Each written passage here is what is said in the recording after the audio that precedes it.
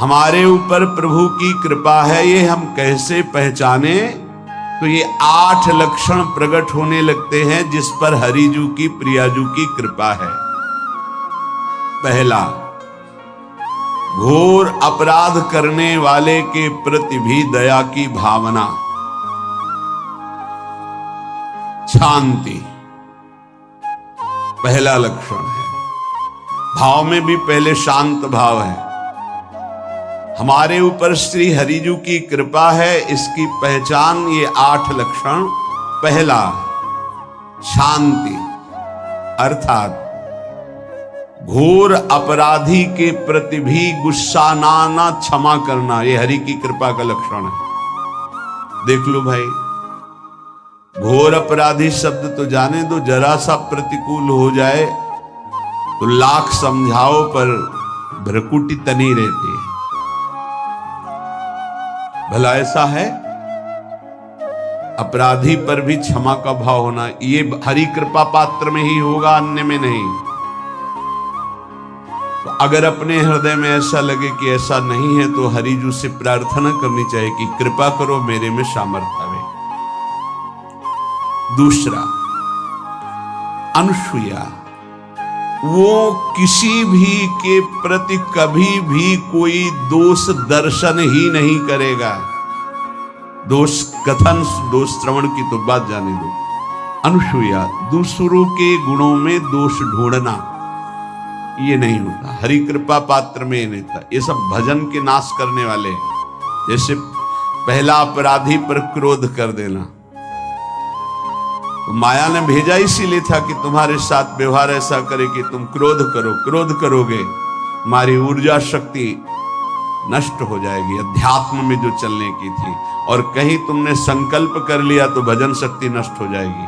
तो अगर भजन बल है तो गया, जरूर उसको दंड मिलेगा, पक्का मिलेगा, 100% मिलेगा, लेकिन आप खाली हो गए। ना भजन करने की वृत्ति रहेगी और ना भजन रहेगा, दोनों बात। अनुसूया, किसी के सद्गुणों में दोष देखना, गुणों में दोष ढूंढना, ये हरि कृपा पात्र में नहीं होता। ये बहुत मंगलमयी बातें हैं जिससे हमारा भजन मार्ग पुष्ट होता है। तीसरा, वो बाहर से और भीतर से पवित्र रहता है, हरि कृपा पात्र। शौचाचार का ज्ञान होना चाहिए, वस्त्र आपके पवित्र होने चाहिए, ये बाहरी जल रज आदि के द्वारा बाहरी पवित्रता, और निष्कपटता, निश्चलता, सत्य भाव, ये अंदर की पवित्रता है। अगर कपट है, छल है, असत्य है तो हृदय मलिन रहता है। भीतर और बाहर से पवित्र रहना, इसमें खास बात क्या है? भीतर और बाहर से पवित्र रहने में, भीतर और बाहर से सदैव पवित्र कौन रह सकता है? तो बोले जो पुंडरीकाक्ष भगवान श्री हरि का, प्रियाजू का स्मरण करता रहता है, वो शवायाभ्यंतर शुचि, वो बाह्य और अभ्यंतर दोनों से पावन रहता है। तीसरी जो कृपा का लक्षण है, अर्थात वो सदैव भगवत चिंतन परायण, शौचाचार का पालन करने वाला, बाहर और भीतर से हरि कृपा पात्र पवित्र रहता है। चौथा, ऐसे कार्यों का अनुष्ठान न करे जिनमें हमारा भजन छूटता है, जिनमें सत्य छूटता है, जिनमें भगवत भाव छूटता है। जैसे आपके ऊपर कृपा हुई, आप भगवत मार्ग में चल रहे हैं, अब आप ऐसे संसारिक कार्यों का अनुष्ठान कर रहे हैं जिनमें आपकी चित्त वृत्ति बिल्कुल भगवत विमुख हो रही, तो जीवन का लाभ क्या होगा? लाभ तो है भगवत स्मरण से। कल एक ने प्रश्न किया कि मैं खाता तो नहीं हूं लेकिन मांस के दुकान में मांस बेचता हूं, होटल है, क्या उचित है? ये उचित कैसे हो सकता है? तुम और भी तो व्यापार कर सकते हो। जरूरी है धर्म का पालन करने की इच्छा करते हो, धर्माचरण करते हो, ऐसा नहीं। तो विरत बहुकर्मा, उन कर्मों से हमें विरत रहना है जो हमारे धर्म के विरुद्ध है, जो भजन के विरुद्ध है। हरि कृपा पात्र ऐसे कर्मों का अनुष्ठान कर ही नहीं सकता।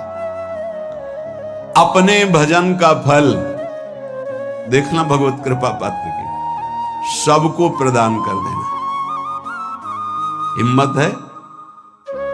अपने भजन, इतनी मेहनत से किया हुआ भजन, भजन होने के बाद हे प्रभु इस भजन का फल हो, सर्वे भवन्तु सुखिना सर्वे सन्तु निरामयः। यहां तो कहते महाराज एक माला रोज आपके लिए करता हूं कि आपकी बीमारी ठीक रहे, तो शेष किसके लिए करते हो प्रभु? शेष क्या? अगर इष्ट और गुरु के लिए तुम्हारा है कि एक माला करते तो फिर इतनी माला करते तो हमें क्या होगा? सब आपको दे देंगे तो हमें क्या होगा? तभी भजन का रहस्य ले जाना। छठवां,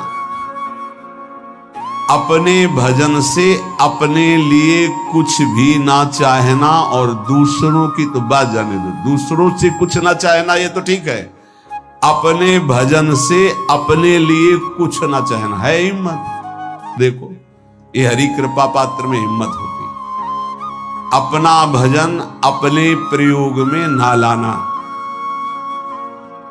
इसका भी आंतरिक रहस्य है।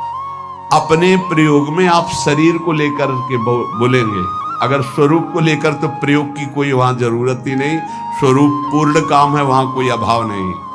जब आप कोई भाव अपने लिए करेंगे तो देह भाव होगा, देह भाव से किसी विषय की मांग होगी। विषय पूर्ति भजन का फल नहीं होता, भजन का फल होता विषय निवृत्ति। बहुत जोर की बात है, कैसे समझ में? अपने भजन का भी फल अपने लिए नहीं, दूसरों से कुछ चाह रखना तो बात ही जाने दो, भजन से भी कोई अन्य सुख की चाह नहीं हुई। क्या चाहिए? भजन ही बनता रहे, भजन का फल भजन बनता रहे, खूब निरंतर जप करते रहे। सातवां, किसी भी मान सम्मान कीर्ति पद प्रतिष्ठा के मिलने पर हृदय का असंतुष्ट हो जाना, यह हरि कृपा पात्र का लक्षण होता है। प्रणाम नमस्कार जय हो तो हृदय में असंतुष्ट हो जाना चाहिए, कोई किंचन मात्र अभिमान न उदय हो जाए। प्रभु बचाओ, ये माया की चकाचौंध से बचा लो नाथ। कौन सा अपराध बन गया कि आपकी जय की जगह यहां हमको ऐसा सुनना पड़े। मान प्रतिष्ठा कीर्ति जिसके लिए बड़े बड़े लालायित रहते, हरि कृपा पात्र को विष की तरह चुभती है। और आठवां,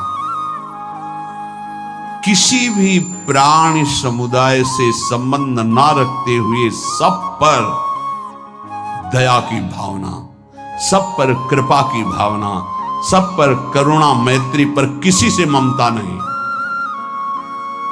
ये सूत्र बहुत व्यवहार में प्रयोग करने योग्य है। सबसे करुणा और मैत्री पर किसी से ममता नहीं। करुणा तो करी भरत जी ने, मैत्री भी की मृग से, पर ममता रहित नहीं रहे। ममता कर ली तो अगला जन्म हिरण का हो गया। ममता नहीं रखी, निर्ममो निरहंकारा। करुणा मैत्री तो करनी है, जैसे इसमें आदेश गीता में जी आदेश है, अद्वेष्टा सर्वभूतान मैत्रः करुणैव च, पर निर्ममो निरहंकारा, ये साधक की चतुरता है। प्राणी मात्र पर दया कृपा करुणा मैत्री, पर ममता नहीं। ममता किसी से, और यहां करुणा मैत्री ये तो गायब हो गई, केवल ममता रह गई है। अपने शरीर से ममता, शरीर संबंधियों से ममता, विषय भोगों से ममता, यही जहर है। संबंध में ये ममता ही जहर है, विचारों में अहंकार जहर है, कर्मों में ये आसक्ति जहर है। इसी जहर को मिटा दे तो जीवन मुक्त महापुरुष कर्म करते हुए, विषय सेवन करते हुए, वार्ता करते हुए, विचार करते हुए, बिल्कुल जहर रहित तो उसका जीवन हो गया। तो ये 8 बातें हरि कृपा पात्र में होती हैं, इनको बार बार सुनना, हृदय में धारण करना।